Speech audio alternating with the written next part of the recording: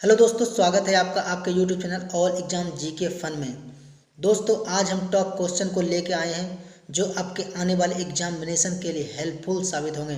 तो इस वीडियो का पूर्ण जरूर देखें और यदि आपको ये वीडियो पसंद आए तो इसे लाइक शेयर जरूर कर दें। और जो हमारे चैनल पर नए हैं वे हमारे चैनल को सब्सक्राइब जरूर कर लें, क्योंकि मैं प्रतिदिन इसी तरह के टॉप प्रश्न को लेके आता हूँ। तो चलिए दोस्तों, शुरू करते हैं। तो हमारा पहला प्रश्न है, इंटीग्रेटेड सर्किट चिप का प्रयोग किस पीढ़ी के कंप्यूटर में हुआ था?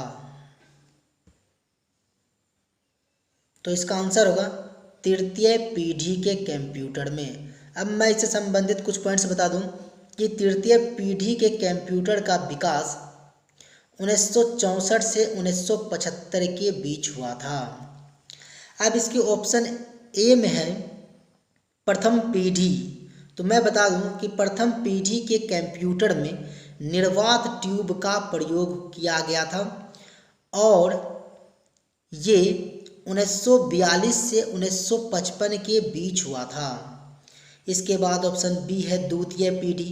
तो मैं बता दूं कि द्वितीय पीढ़ी के कंप्यूटर में ट्रांजिस्टर का प्रयोग किया गया था और ये 1955 से 1964 के बीच हुआ था। इसके बाद ऑप्शन डी है चतुर्थ पीढ़ी। तो मैं बता दूं कि चतुर्थ पीढ़ी के कंप्यूटर में VLSI माइक्रो प्रोसेसर सेमीकंडक्टर का प्रयोग हुआ है और ये 1975 से 1989 के बीच हुआ था। तो इतनी सारी जानकारी हमें इस प्रश्न से प्राप्त होती है, तो आप इन सभी को भी याद रख लें, क्योंकि प्रश्न किसी से भी आ सकता है। तो चलिए आगे बढ़ते हैं। तो हमारा अगला प्रश्न है, बिली बॉब कहाँ की शीतल हवाएं हैं? तो इसका आंसर होगा अलास्का।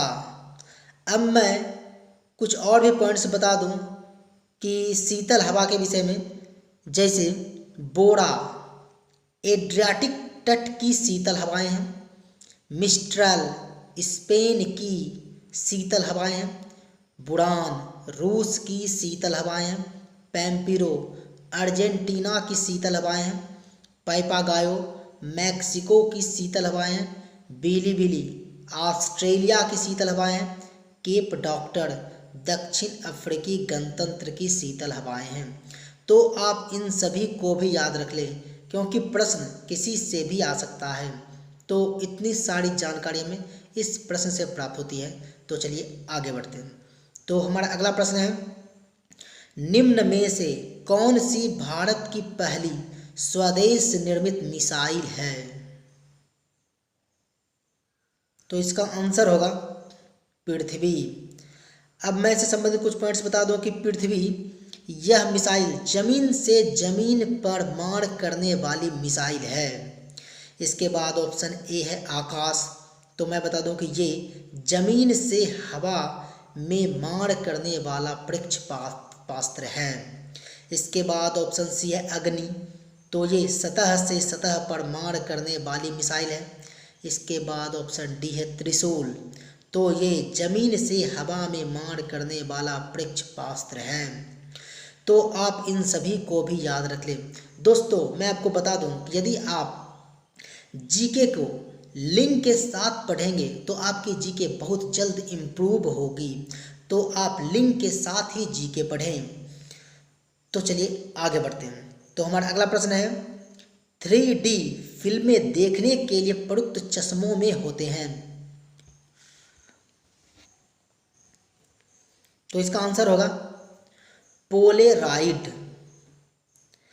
अब मैं इससे संबंधित कुछ पॉइंट्स बता दूं कि ये चश्मा अध्रुवित प्रकाश को ध्रुवित प्रकाश में बदल देता है और ये पोलेराइड एक विशेष प्रकार के कार्बनिक यौगिक हर्पेथाइट के क्रिस्टल से बना होता है। और एक पॉइंट है कि पोलेराइड चश्मा बनाने के लिए वॉलीविनाइल अल्कोहल की फिल्म का उपयोग होता है। तो आप इसे अवश्य याद रख लें, क्योंकि प्रश्न किसी से भी आ सकता है।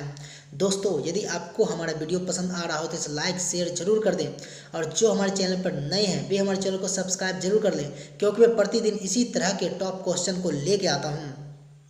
तो चलिए आगे बढ़ते हैं। तो हमारा अगला प्रश्न है, राष्ट्रीय संग्रहालय किस मंत्रालय के अंतर्गत आता है? तो इसका आंसर होगा संस्कृति मंत्रालय। अब मैं इससे संबंधित कुछ पॉइंट्स बता दूं कि ये राष्ट्रीय संग्रहालय की स्थापना 1949 ईस्वी में नई दिल्ली में की गई थी, और इस संग्रहालय में प्रागैतिहासिक काल से लेकर आधुनिक युग की विभिन्न कलाओं को प्रदर्शित किया गया है। तो आप इसे भी याद रख लें, क्योंकि प्रश्न किसी से भी आ सकता है। तो इतनी सारी जानकारी हमें इस प्रश्न से प्राप्त होती है। तो चलिए आगे बढ़ते हैं। तो हमारा अगला प्रश्न है, अमेरिका ने हिरोशिमा पर जो परमाणु बम गिराया था उसमें किसका प्रयोग हुआ था?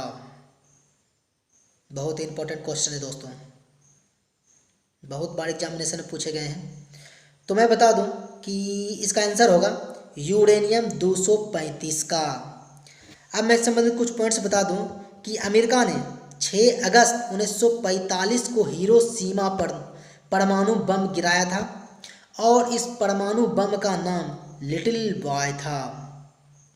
और मैं बता दूं कि इसके बाद इन्होंने 9 अगस्त 1945 को नागासाकी पर भी परमाणु बम गिराया था, जिसमें प्लूटोनियम 293 का प्रयोग हुआ था, और इसका नाम फैट मैन था।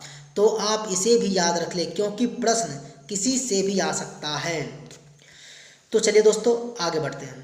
तो हमारा अगला प्रश्न है, नर्मदा नदी का उद्गम स्थल कहाँ है? तो इसका आंसर होगा विंध्याचल पर्वत श्रेणियों में स्थित अमरकंटक नामक स्थान से। मैं इससे संबंधित कुछ पॉइंट्स बता दूं कि नर्मदा खंबात की खाड़ी में गिरती है, और इसकी लंबाई 1312 किलोमीटर है, और इसी नदी पर धुआंधार जलप्रपात का निर्माण भी हुआ है। तो आप इन सभी को भी याद रख लें। इसके बाद ऑप्शन ए है महाबलेश्वर के समीप पश्चिमी घाट पहाड़। तो यहाँ कृष्णा नदी का उद्गम स्थल है। इसके बाद ऑप्शन बी है नासिक जिले के त्र्यंबक गांव की एक पहाड़ी। तो यहाँ गोदावरी नदी का उद्गम स्थल है। इसके बाद ऑप्शन सी है मानसरोवर झील के समीप स्थित राकस ताल से। तो यहाँ पे सतलज नदी का उद्गम स्थल है। तो आप इसे भी याद रख लें, क्योंकि प्रश्न किसी से भी आ सकता है। तो इतनी सारी जानकारी हमें इस प्रश्न से प्राप्त होती है। तो चलिए आगे बढ़ते हैं। तो हमारा अगला प्रश्न है, बोर्नियो द्वीप किस महासागर में स्थित है? तो इसका आंसर होगा हिंद महासागर। अब मैं इससे संबंधित कुछ और भी पॉइंट्स बता दूं कि जैसे मेडागास्कर द्वीप, सुमात्रा द्वीप, सुलोवेसी द्वीप, जावा द्वीप, श्रीलंका द्वीप, ये सभी द्वीप हिंद महासागर में स्थित है। इसके बाद ऑप्शन ए है प्रशांत महासागर। तो इसमें न्यू गिनी द्वीप है। इसके बाद ऑप्शन बी है आर्कटिक महासागर। तो इसमें ग्रीनलैंड द्वीप है, जो विश्व का सबसे बड़ा द्वीप है। इसके बाद ऑप्शन डी है कैरिबियन सागर। तो यहाँ क्यूबा द्वीप स्थित है।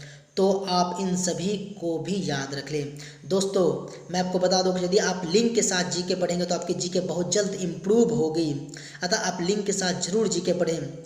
दोस्तों यदि आपको हमारा वीडियो पसंद आ रहा हो तो इसे लाइक शेयर जरूर कर दें, और जो हमारे चैनल पर नए हैं वे हमारे चैनल को सब्सक्राइब जरूर कर दें, क्योंकि मैं प्रतिदिन इसी तरह के टॉप क्वेश्चन को लेके आता हूँ। तो चलिए आगे बढ़ते हैं। तो हमारा अगला प्रश्न है, पुष्पों का अध्ययन किसमें किया जाता है? तो इसका आंसर होगा एंथोलॉजी में। अब मैं इससे संबंधित कुछ और भी पॉइंट्स बता दूं कि इसके ऑप्शन ए में है पोमोलॉजी। तो इसमें फलों का अध्ययन होता है। इसके बाद ऑप्शन सी है ऑर्निथोलॉजी। तो मैं बता दूं कि इसमें पक्षियों का अध्ययन किया जाता है। इसके बाद ऑप्शन डी है सोरोलॉजी। तो मैं बता दूं कि इसमें छिपकलियों का अध्ययन किया जाता है। कुछ और भी पॉइंट्स मैं बता दूं, जैसे एपी कल्चर में मधुमक्खी पालन का अध्ययन किया जाता है। सेरीकल्चर में रेशम कीट पालन का अध्ययन किया जाता है। पीसी कल्चर में मत्स्य पालन का अध्ययन किया जाता है। माइकोलॉजी में कवकों का अध्ययन किया जाता है और फाइकोलॉजी में शैवालों का अध्ययन किया जाता है। तो आप इसे भी याद रख लें क्योंकि प्रश्न किसी से भी आ सकता है। तो इतनी सारी जानकारी हमें इस प्रश्न से प्राप्त होती है। तो चलिए आगे बढ़ते हैं। तो हमारा अगला प्रश्न है, टमाटर में कौन सा अम्ल पाया जाता है? तो इसका आंसर होगा ऑक्जेलिक अम्ल। मैं कुछ और पॉइंट्स बता दूं कि दही में लैक्टिक अम्ल पाया जाता है, नींबू में सिट्रिक अम्ल पाया जाता है, चींटी के डंक में मेथनोइक अम्ल पाया जाता है, नेटल के डंक में मेथनोइक अम्ल पाया जाता है। तो आप इन सभी को भी याद रख लें क्योंकि प्रश्न किसी से भी आ सकता है। दोस्तों, यदि आपको हमारा वीडियो पसंद आया हो तो इसे लाइक शेयर जरूर कर दें और जो हमारे चैनल पर नए हैं वे हमारे चैनल को सब्सक्राइब जरूर कर लें क्योंकि मैं प्रतिदिन इसी तरह के टॉप क्वेश्चन को लेकर आता हूं। दोस्तों, यदि आप हमारे चैनल को सब्सक्राइब कर लेंगे तो मैं जब भी कोई वीडियो डालूंगा तो इसकी नोटिफिकेशन आपको शीघ्र ही प्राप्त हो जाएगी। तो आप इसे ज़रूर सब्सक्राइब कर लें। तो दोस्तों, इस वीडियो में फिलहाल इतना ही। मिलते हैं अगले वीडियो में, तब तक के लिए गुड बाय। आपका दिन